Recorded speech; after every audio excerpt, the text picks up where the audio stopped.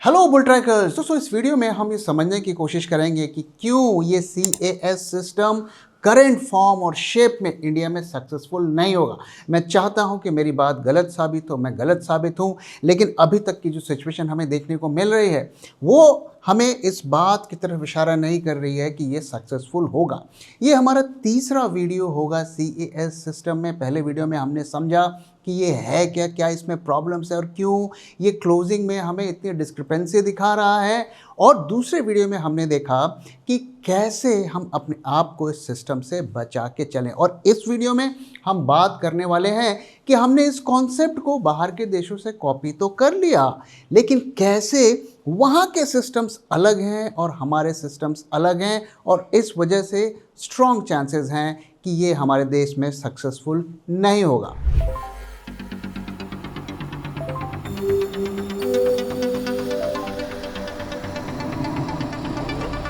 जब मार्केट की हो बात, बेटर आस्क बुल ट्रैक। दोस्तों कहते हैं कि नकल के लिए भी अकल चाहिए। तो हमने इस सिस्टम को बाहर से कॉपी तो कर लिया, लेकिन शायद हमने उसे अपने जो लोकल एनवायरनमेंट है उसके हिसाब से कस्टमाइज नहीं किया। वाई CAS में नॉट सक्सीड इन इंडिया, इस बारे में हम बात करने वाले, समझने वाले हैं। द ग्लोबल स्टैंडर्ड, ऐसा कहा जा रहा है कि ये तो ग्लोबल स्टैंडर्ड है, दुनिया भर के मार्केट्स में इसको यूज़ किया जाता है। हम इंडिया में क्यों ना यूज़ करें। लेकिन द रीजंस क्यों ये सक्सेसफुल नहीं होगा, the graft may not take in Indian soil, एक एक करके हम इन चीज़ों को समझने की कोशिश करेंगे। अभी सबसे बड़ी प्रॉब्लम क्या है कि 20 मिनट का वहाँ पर बिल्कुल डार्क विंडो है कि वहाँ पर हमें कुछ नहीं पता चल रहा कि मार्केट में क्या चल रहा, स्पॉट में क्या चल रहा, हमें नहीं पता चल रहा। और दूसरा कि ये +-3% का जो बैंड रखा है कि 3-15 के रेफरेंस पॉइंट से +-3% के बीच में हम बिडिंग करेंगे जो क्लोजिंग सेशन में है, तो ये मेजर प्रॉब्लम कर रहा है। और तीसरी बात, सेबी खुद कह रहा है कि 9 out of 10 traders lose money, trading में लूज करते हैं, उनकी खुद रिपोर्ट है। अब आप मुझे बताइए, इस सिस्टम से 9 आउट ऑफ 10 क्या 10 आउट ऑफ 10 भी शायद मनी लूज करने लगे अगर इसमें सुधार नहीं हुआ और अगले कुछ दिनों में इम्प्रूवमेंट नहीं हुआ, क्योंकि कोई प्रेडिक्टेबिलिटी नहीं रह गई है कि 3-30 को क्या होगा, अगले दिन सवेरे क्या होगा। तो ऐसे में आपको क्या लगता है, ये नंबर इम्प्रूव होगा या ख़राब होगा? क्यों इसमें प्रॉब्लम्स आ रही है और क्यों बाहर में ये सिस्टम चल रहा है और यहाँ नहीं सक्सेसफुल होगा, आइए इसको समझते हैं। जैसे कि मैंने कहा कि हमने इसे इंपोर्ट तो कर लिया, imported tool, but wrong market, हमारे मार्केट्स के लिए सुटेबल नहीं है, क्योंकि वहाँ पे जो फोर्सेस काम करते हैं लिक्विडिटी के, वो यहाँ पे अनअवेलेबल हैं। तो कैसे, आइए समझते हैं। ये ऑक्शंस बनाया क्यों गया, किसके लिए बनाया गया, बाहर वेस्टर्न कंट्रीज में क्यों बनाया गया और किसके फायदे के लिए बनाया गया, इसको पहले समझते हैं। सबसे बड़ा जो जिसको फ़ायदा होने वाला है वो है ETFs। ETFs के अगर मैं निफ्टी का ETF खरीदता हूँ, अच्छा निफ्टी का ETF वो होगा जो पैसिवली निफ्टी को क्लोजली ट्रैक करता है। यानी कि अगर एक साल में निफ्टी 10% ऊपर गया, मेरा ETF भी 10% ऊपर जाना चाहिए। अगर वो 8% ऊपर गया है और निफ्टी 10% ऊपर गया है, इसका मतलब वो उससे अलाइन नहीं है, अलाइनमेंट में प्रॉब्लम है। और ऐसा क्यों होगा, क्यों निफ्टी 10% ऊपर गया लेकिन ये उसको ट्रैक कर रहा है पैसिवली और ये 8% ऊपर गया? ऐसा इसलिए होगा क्योंकि जो 3.30 का क्लोजिंग प्राइस है वो ETF उस पर ट्रेड नहीं कर रहा है, वो 3.20 को कर रहा है, 3.25 को कर रहा है, 3.28 को कर रहा है। कभी भी वो जो क्लोजिंग प्राइस है ना, वो ETF मैच नहीं कर पा रहा है। इसलिए जो इंडेक्स का रिटर्न है और जो उसके ETF का रिटर्न है उसमें हमेशा वेरिएंस होता है। इस प्रॉब्लम को फिक्स करने के लिए ये क्लोजिंग सेशन शुरू किया गया है, और मैं आगे आपको बताऊंगा कि कैसे क्लोजिंग प्राइस पे ETFs ट्रेड करते हैं वेस्टर्न कंट्रीज में, इसको समझने की कोशिश करते हैं। Closed benchmark institutional flow index funds and ETFs that must trade at the closing price. ये सबसे बड़ा रीज़न है कि ये इस जो CAS सेशन को दुनिया भर में यूज़ किया जाता है कि ETFs और index fund exactly closing price पर ट्रेड कर सके। In the US and Europe, market on close orders run 10% of daily volume. अब हमारे देश में लिमिट ऑर्डर होता है, स्टॉप लॉस ऑर्डर होता है, कई तरीके के ऑर्डर्स होते हैं। लेकिन क्या आपने कभी मार्केट ऑन क्लोज ऑर्डर के बारे में सुना है? नहीं सुना है। तो पहली बात तो ये कि उन कंट्रीज़ में मार्केट ऑन क्लोज ऑर्डर्स होता है और ये ETFs के लिए ही बनाया गया है। और इसका मतलब क्या होता है? इसका मतलब होता है कि आप जैसे ETF है उसे निफ्टी के क्लोजिंग पर खरीदना है, एंड ऑफ डे क्लोजिंग के प्राइस पर खरीदना है। क्या इंडिया में वो खरीद पाएगा? नहीं खरीद पाएगा। सो उसके लिए MOC ऑर्डर यूज़ किया जाता है, यानी कि कोई ETF अगर MOC ऑर्डर डालता है तो गारंटीड है कि उस प्राइस पर 3:30 बजे जब क्लोजिंग होगी या किसी भी टाइम पे क्लोजिंग होगी, सो क्लोजिंग प्राइस पर ही उसका ट्रेड एग्जीक्यूट होगा। Market on close orders run 10% of daily volume. तो देखिए वहाँ पे वेस्टर्न कंट्रीज में 10% ट्रेडिंग MOC पर होती है, तो वहाँ पर वो लिक्विडिटी अवेलेबल है। और सबसे बड़ी बात, the auction serve the existing giant. और वहाँ पे इंडिया के कंपैरिजन में ETF का वॉल्यूम काफ़ी ह्यूज है। हमारे यहाँ ETFs में लोग कम इन्वेस्ट करते हैं, ज़्यादातर लोग वो सिप्स में और म्यूचुअल फंड्स में करते हैं। सो वहाँ पर वो लिक्विडिटी फोर्सेस अवेलेबल हैं। In India passive money is still under the 5th mutual fund assets. तो पैसिव मनी यानी कि जो ये इंडेक्स को ट्रैक करते हैं वो अभी भी 20% है, टोटल म्यूचुअल फंड का वॉल्यूम का 20% है। तो लिक्विडिटी अवेलेबल नहीं है, आपने पहले ही डाल दिया, तो पहले लिक्विडिटी बिल्ड होती फिर डाला जाता। Okay, so the natural customer is small. वहाँ पर बड़े कस्टमर ज़्यादा हैं, हमारे देश में जो बड़े कस्टमर्स कम है, जो जिनके लिए ये बनाया गया है उनके नंबर ही कम है। सो इसलिए काम नहीं करेगा। Who India's market actually is, India में किसके लिए ये इसको ज़्यादा इम्पैक्ट कर रहा है? So world's largest derivative exchange by contracts, हमें ये भूलना नहीं चाहिए कि सबसे ज़्यादा डेरिवेटिव कॉन्ट्रैक्ट्स इंडिया में होते हैं, डोमिनेटेड बाय इंडेक्स ऑप्शंस। और इन्हीं को सबसे ज़्यादा हर्ट कर रहा है, इन्हीं को सबसे ज़्यादा परेशान कर रहा है। सो इसको बनाने से पहले हमें सोचना चाहिए कि फ़ायदा इतने लोगों को हो रहा है, नुकसान इतने लोगों को हो रहा है, तो इस हिसाब से डिसीजन लेना चाहिए था। Retail heavy, intraday heavy, leverage heavy, the close matters mostly at settlement trigger, इन लोगों को इम्पैक्ट कर रहा है। इनको एक तो पहली बात है कि इनका खुद का पैसा नहीं है, इनके क्लाइंट्स का पैसा है और इनके नंबर्स भी कम है। ज़्यादा नंबर्स हैं ये रिटेल वाले, जो हमारे आप जो देख रहे हैं वीडियो, वो है ज़्यादातर जो इंट्राडे में काम करते हैं, लेवरेज लेके काम करते हैं, और उन्हीं को ये हर्ट कर रहा है। फ़ायदा किसको कर रहा है? हैंडफुल ऑफ लोग। So the auctions main customers are few, कम कस्टमर्स हैं, and the main victims are the majority. ये कैसा कायदा कानून है कि मेजॉरिटी को आप नुकसान पहुंचा रहे हैं और हैंडफुल ऑफ लोगों को फायदा पहुंचा रहे हैं? ये तो कुछ समझ से बाहर है। So a tool built for passive giants was bolted onto a market of options traders. और इसीलिए अगर आप हमारी वीडियोस का कमेंट पढ़ेंगे तो लोग दुखी क्यों हैं? क्योंकि मेजॉरिटी शॉर्ट टर्म ट्रेडर होता है, ऑप्शन ट्रेडर होता है, BTST ट्रेडर होता है, और उन्हीं को सबसे ज़्यादा हर्ट कर रहा है। अब थोड़ा ये MOC market on close orders को समझ लेते हैं, जो कि इंडिया में नहीं है, बाहर में ये फीचर्स अवेलेबल है। सो ये कहता है execute me at whatever the official closing price turn out to be. मुझे नहीं पता, एज एन ETF मुझे नहीं पता क्लोजिंग क्या होने वाली है, लेकिन मुझे क्लोजिंग प्राइस पर ही एग्जीक्यूट करना है। और ETF का यही गोल है कि क्लोजिंग प्राइस पर एग्जीक्यूट करो। सो ये उसका मोटिव है। All price control surrendered, guaranteed gain you fill is the official close. तो सीधा सीधा ये ETFs के लिए ही बनाया गया है। ओके, सो MOC ऑर्डर क्या होता है? गारंटीज एग्जीक्यूशन, आपको गारंटी एग्जीक्यूशन देता है।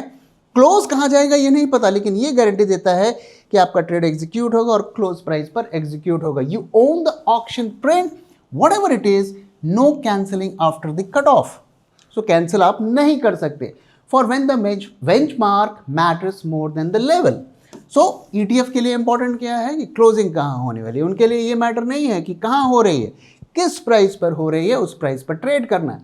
और इसी से एक मिलता जुलता दूसरा ऑर्डर है जो इंडिया में भी अवेलेबल नहीं है, LOC लिमिट ऑन क्लोज। इसमें क्या होता है कि आप बोलते हैं अगर क्लोजिंग मेरे प्राइस से बेटर प्राइस है तब तो एग्जीक्यूट होगा, अदरवाइज नहीं होगा। तो ये दोनों ऑर्डर्स इंडिया में अवेलेबल नहीं है। So why would anyone surrender price control? तो मैंने जैसा कि बताया कि जो इंडेक्स फंड्स है, ईटीएफ्स हैं, उनके लिए ये बहुत अच्छा फीचर है। स्टॉक मार्केट में सबसे बड़ा कंफ्यूजन क्या है? कौन सा स्टॉक बाय करना है या सेल करना है और किस प्राइस पर करना है? और इसीलिए हम लेकर आए हैं बुलट्रैक स्टॉक एक्सरे। बॉडी के एक्सरे की तरह ही बुलट्रैक स्टॉक एक्सरे किसी भी स्टॉक का रियल हेल्थ चेक करता है। ये 50 से ज्यादा पैरामीटर्स पर स्टॉक को इवैल्यूएट करके आपको एक क्लियर स्कोर कार्ड देता है, जो बिना किसी कंफ्यूजन के बताता है कि उस स्टॉक को पोर्टफोलियो में रखना चाहिए या नहीं। साथ ही ये वो प्राइस भी बताता है जिस प्राइस पर आपको स्टॉक को खरीदना या एवरेज करना है। सिर्फ एक क्लिक में ये आपके पूरे पोर्टफोलियो को एनालाइज करके क्लियर रिकमेंडेशंस देता है कि हर स्टॉक में आपको क्या एक्शन लेना चाहिए। तो देर किस बात की, आज ही सब्सक्राइब कीजिए बुलट्रैक स्टॉक एक्सरे। अब हमें ये कहा जा रहा है कि अरे यूएस मार्केट में ऐसा होता है, अमेरिका में ऐसा होता है और जर्मनी में ऐसा होता है, तो हम अपने देश में क्यों ना लाएं। लेकिन डिफरेंस क्या है, आइए समझते हैं। सो यूएस में क्या होता है, मैं यूएस की बात बता रहा हूं कि एमओसी और LOC, market on close and limit on close, orders flow park at the exchange until 3:50 PM cut off, not last minute scramble. तो इंडिया में जैसे होता है कि आखिरी जो भी हो रही है 10 मिनट में भसड़ मच रही है, यहाँ पे लंबे टाइम तक चलता है, हमें टाइम मिलता है उसे प्लान करने के लिए। The imbalance goes public. साथ में वो पब्लिक इंफॉर्मेशन भी अलग अलग टूल्स पे, वेबसाइट्स पे अवेलेबल होती है कि $X of net bye interest at the close, क्योंकि आप काफ़ी पहले से ऑर्डर्स डालते हैं, सबको पता होता है कि ये इंस्टीट्यूशन इस प्राइस पर इतनी क्वांटिटी खरीदने को रेडी है। और इसका परिणाम क्या होता है कि जो काउंटर पार्टी होती है, अब किसी को अगर खरीदना है, क्लोज पर खरीदने को अगर वो 1000 क्वांटिटी रेडी है, सो जो सेलर होगा, जो लिक्विडिटी प्रोवाइडर होगा, वो भी स्टेप इन करेगा। तो बायर सेलर दोनों इक्वल नंबर्स पर वहां पर अवेलेबल रहते हैं। तो ये फीचर भी हमारे यहाँ नहीं है, ये फीचर भी हमारे यहाँ नहीं है। One print huge volume. The closing auction routinely handles 10% of US daily volume. जितना दिन का वॉल्यूम यूएसए में होता है, 10% वॉल्यूम इसमें पार्टिसिपेट करता है drama free, because both sides arrive prepared, उनको एनफ टाइम मिल रहा है। सो जो सेलर है वो भी, उसको भी पता चाहे कि ठीक है इतनी लिक्विडिटी है, मैं पार्टिसिपेट करता हूँ, बायर भी कर रहा है, टाइम मिल रहा है, लिक्विडिटी है, तो ये सिस्टम एफिशिएंट है। तो ये भी इंडिया में अवेलेबल नहीं है, ये भी इंडिया में अवेलेबल नहीं है, ये भी इंडिया में अवेलेबल नहीं है। रीबैलेंस डेज, और साथ में जिस दिन रीबैलेंसिंग होती है, जैसे यहाँ पे MSCI की रीबैलेंसिंग होती है, अमेरिका में रसल, वहाँ का जो स्मॉल कैप का इंडेक्स है, वहाँ पे रीबैलेंसिंग होती है। तो वहाँ पे $100 बिलियन तक का वहाँ पे लिक्विडिटी अवेलेबल है। तो आप देख सकते हैं कि इसलिए वहाँ पर वो एफिशिएंटली काम कर रहा है, कोई कंप्लेन नहीं कर रहा है। हमारे यहाँ ये काम नहीं कर रहा है। सो इंडिया में क्या हो रहा है, CAS market order is an MOC। तो ये मार्केट ऑन क्लोज की तरह काम तो कर रहा है, लेकिन एग्जैक्टली उस तरीके से नहीं कर रहा है। It fills at the equilibrium print with priority. So ये डिफरेंस आपको साफ साफ दिख रहा होगा कि क्यों यहाँ पर काम कर रहा है और यहाँ पे काम नहीं कर रहा है। अब आइए कंपैरिजन करते हैं कि इंडियन मार्केट्स और वर्ल्ड मार्केट्स में के सिस्टम में क्या डिफरेंस है। तो NYSE और NASDAQ में अगर जो कैश मार्केट में जो हमारे यहाँ हॉल्ट हो जाता है 3:15 के बाद, बिल्कुल ब्लैंक, क्या हो रहा है हमें नहीं पता, सो वहाँ पर ये नहीं है। Continuous trading to the bell, auction interest builds all day auctions होते हैं वहाँ पे। हमारे यहाँ आखिरी 10 मिनट में जो होगा, okay. Live derivative versus frozen cash, तो जो आप जानते हैं 3:15 से इंडेक्स का मूवमेंट बंद हो जाता है, लेकिन फ्यूचर्स में ट्रेडिंग होती है, तो वहाँ पर ऐसा नहीं होता है। इंडिया में जो होता है वहाँ पे नहीं होता है। LSE में 5 मिनट का क्लोजिंग ऑक्शन होता है, और वहाँ पर भी जो फ्रीजिंग हो जाती है कैश सेगमेंट में, वो नहीं होती है, ओके। जर्मनी में भी लगभग वही पैटर्न है, वहाँ पर भी क्लोज नहीं होता है। हांगकांग में भी जो सेशन है वो 10 मिनट का चलता है, और वहाँ पर भी मिनिमल वहाँ पर जो है फ्रीज होता है कैश सेगमेंट पे। और इंडिया में क्या होता है, सबसे बड़ा सेशन ये चलता है। 20 मिनट तक क्या हो रहा है किसी को नहीं पता, क्लोजिंग क्या होगी नहीं पता। तो क्यों हम उससे सिंक्ड अप नहीं है, क्यों हमारा सिस्टम उससे डिफरेंस है। और देखिए 25 मिनट तक आपको नहीं पता कि कैश में क्या हो रहा है। तो आप देखिए कि 25 मिनट तक आपके एफएनओ में ट्रेड हो रही है, इंडेक्स में नहीं हो रही है। 3:40 तक एफएनओ में ट्रेडिंग होती है और कैश में नहीं होती है। आप देख सकते हैं कि जो ये कहा जा रहा है ना कि अरे वहाँ पे चल रहा है बढ़िया, तो हमारे यहाँ क्यों नहीं चलेगा, तो डिफरेंस आपको साफ साफ दिख रहा है। सो यहाँ पे प्रॉब्लम क्या है, the fake future spot gap. ये एक सबसे बड़ा सरप्राइज हो गया है कि कितना गैप आएगा हमें नहीं पता। ब्रोकन ऑप्शन कोरिलेशंस, तो भाई जब आपको पता ही नहीं है स्पॉट किधर जाएगा, सो ऑप्शंस में भी अनाप शनाप ट्रेडिंग होगी क्योंकि वही उसका रेफरेंस पॉइंट है और आपको वही नहीं पता चल रहा। तो या तो आप ऑप्शंस और फ्यूचर्स को वहाँ पे रोक दो, वो भी नहीं कर रहे हैं। एंड कंटामिनेटेड पिवट लेवल्स, और जैसा कल की वीडियो में मैंने बताया कि जो पिवट लेवल्स यूज़ करते हैं लोग नेक्स्ट डे के ट्रेडिंग के लिए या क्लोजिंग के लिए, उस पे भी अब वो इफेक्टिवली काम नहीं कर रहा है। So India copied the auction then added a blackout no one else runs. तो कहते हैं ना कि कॉपी तो किया लेकिन जो सिस्टम एफिशिएंटली वहाँ पे चल रहा था उसको नहीं कॉपी किया, उसमें थोड़ा अपना दिमाग भी लगा दिया और उसी का नतीजा है कि हमें इस तरीके की प्रॉब्लम्स यहाँ पे देखने को मिल रही है। सो मैंने आपको दिखाया कि बाहर का सिस्टम क्यों एफिशिएंटली चल रहा है और हमारे यहाँ क्यों नहीं चल रहा है। एक सबसे बड़ी प्रॉब्लम ये है कि हमारे यहाँ लिक्विडिटी बहुत कम है। जो ऑक्शन में पार्टिसिपेट करते हैं वो काफ़ी कम है। क्यों कम है? क्योंकि हमारे यहाँ काफ़ी कम टाइम दिया जाता है, 10-15 मिनट में ही हमें एक्ट करना है, जबकि वहाँ सारा दिन चलता है। और इसका परिणाम क्या हो रहा है कि जो ऑक्शन बुक है वो काफ़ी थिन हो जा रही है, कम लोग पार्टिसिपेट कर रहे हैं और इसका इम्पैक्ट क्या हो रहा है कि वायलेंट रैंडम प्रिंट्स, कहाँ जाकर क्लोजिंग होगी किसी को नहीं पता। Traders lose money and trust. और अब देखिए कल पिछले 2 दिनों से जो हुआ, आज लोग मार्केट में थोड़ा हेजिटेट होकर पार्टिसिपेट कर रहे थे और मार्केट इसी वजह से काफ़ी टाइट रेंज में रहा। सो ये ट्रेडर्स को हर्ट करेगा और वो ट्रेड नहीं करेंगे, इवन लेस पार्टिसिपेशन। तो क्या होगा कि ऑक्शन में और कम लोग पार्टिसिपेट करेंगे। जब कम लोग पार्टिसिपेट करेंगे तो फिर ये ऑक्शन बुक और भी कम हो जाएगी, तो और भी ज़्यादा ये वायलेंट होगा।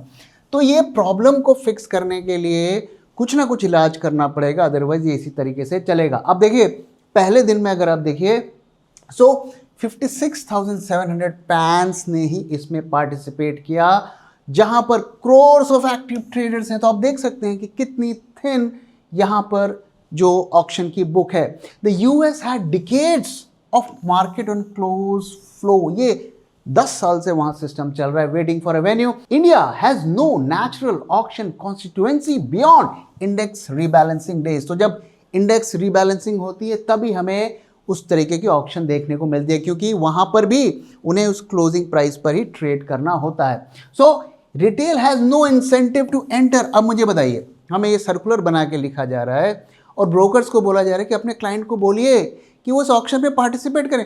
भाई हम क्यों करें, हमें क्या मिलेगा, हमें तो नुकसान होगा। हम वहाँ पे पार्टिसिपेट करेंगे तो हमें लॉस होगा। आपके फायदे के लिए और ईटीएफ्स के फायदे के लिए हम उस बुक में पार्टिसिपेट करें और लॉस लें। ये किस तरीके की समझदारी है और कौन ये डिसीजन ले रहा है? नो स्टॉप लॉसेज इनसाइड, साथ में स्टॉप लॉस का फीचर भी नहीं है। सो हम पार्टिसिपेट तभी करेंगे ना जब हमें हमारा प्रोटेक्शन हो। यहाँ पर कोई प्रोटेक्शन नहीं है, 200 पॉइंट ऊपर 200 पॉइंट नीचे कुछ भी हो जाएगा। सो हम क्यों पार्टिसिपेट करें? Unfamiliar mechanics and first week of burn figures. और जिस तरीके से पिछले 2 दिनों से हुआ, आपको लगता है अगले 1 महीने तक कोई रिटेल इसमें पार्टिसिपेट नहीं करेगा जब तक उस प्राइजेस में स्टेबिलिटी हमें नहीं देखने को मिलेगी। और जो सबसे बड़ी प्रॉब्लम है वो है ±3% का रेंज। मतलब रेफरेंस पॉइंट से जब आप बिडिंग करेंगे क्लोजिंग सेशन में, सो ±3% के बीच में कहीं भी बिड कर सकते हैं। अब आप देखिए निफ्टी कब लास्ट टाइम आपको याद है कि ±3% मूव किया था? आपको याद भी नहीं होगा। और हमने इतना बड़ा यहाँ पर रेंज रख दिया, yet the closing auction is granted the entire range in a window where liquidity is thinnest. So कम से कम शुरू में जब आपको पता है कि कम लोग पार्टिसिपेट करेंगे, इस रेंज को आप टाइट रख सकते थे, 0.3% रख सकते थे। सो थिन लिक्विडिटी पे ±3% अगर आप डालेंगे तो फिर तो ये सब ड्रामा होगा ही होगा। अब आप सोचिए एक्सपायरी सेटलमेंट जो कि पहले 30 मिनट के एवरेज में होती थी, अब ±3% के बीच में कहीं भी हो सकती है।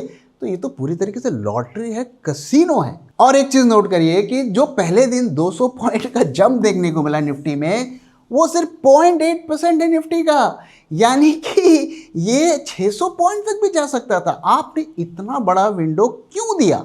अब देखिए यहाँ पे डर क्या है कि मेरा पैसा तो सेकंड्स में उड़ जाएगा। मैं 3:20 को पार्टिसिपेट किया, 3:30 को मेरा हज़ारों रुपए का लॉस हो जाएगा, लाखों रुपए का लॉस हो जाएगा। लेकिन अगर वहाँ पे कोई धांधली हुई, उसको पकड़ने में हमें सालों लग जाते हैं। जेन स्ट्रीट का केस 18 महीने चला और अभी तक भी नहीं पता कि उसमें क्या हो रहा है, फाइनल डिसीजन क्या है। और जो ये एनएसई का कोलोकेशन केस है वो भी अभी तक चल रहा है, उस पर भी फैसला नहीं है। ओके, सो आप इतने लंबे लंबे केसेस चला रहे हैं और हमारा पैसा जो है मिनटों में खत्म हो जा रहा है। और आप सोच के देखिए, इस ऑक्शन बुक में कोई घपलेबाजी होगी, कोई मैनिपुलेशन होगा, तो पहली बात तो उसे पकड़ेगा कौन? चलिए कोई पकड़ भी लिया तो पकड़ के आप करोगे कि आप शो कॉज नोटिस दोगे, शो कॉज नोटिस दोगे, फिर वो सालों केस चलेगा, हो सकता है रफा दफा भी हो जाए, लेकिन हमारा जो नुकसान होना था वो तो हो गया। कम से कम इस प्रॉब्लम को समझना चाहिए कि इस सिस्टम से कितने लोगों को फ़ायदा हो रहा है, कितने लोगों को नुकसान हो रहा है, और इस जिद पे नहीं होना चाहिए कि नहीं नहीं हम जो कर रहे हैं बिल्कुल सही है, इसमें कोई गलत नहीं है। अब आइए दोस्तों एक और चीज़ के बारे में बात करते हैं कि ये जो लगातार चेंजेस किए जा रहे हैं सिस्टम में, पिछले 2-3 सालों से आप देख रहे हैं कि ड्रास्टिक चेंजेस सिस्टम में किए जा रहे हैं। एक चेंज को हम अडाप्ट करते हैं तब तक दूसरा चेंज आ जाता है।